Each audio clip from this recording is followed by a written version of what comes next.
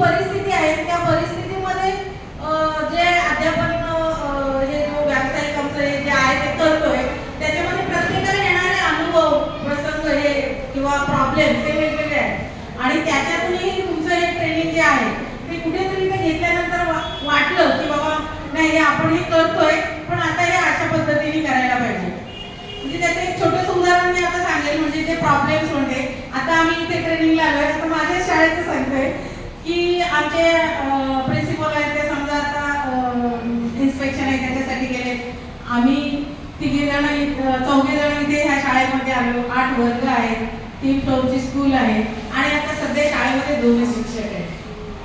तर मग अशा वेळेस हे ब्लूमचे तंत्र सगळेच नाही वापरू शकत किंवा जो आता 8वीचा नियम आहे की डोळे वटारायचे नाही, ओरडून बोलायचं नाही, हे सगळं बाजूला राहतं मॅडम. म्हणजे हे ॲज अ क्लोजली बोलायचं झालं तर तरीही प्रत्येक शिक्षकाचा हा प्रयत्न असतो की माझा विद्यार्थी हा घडलाच पाहिजे.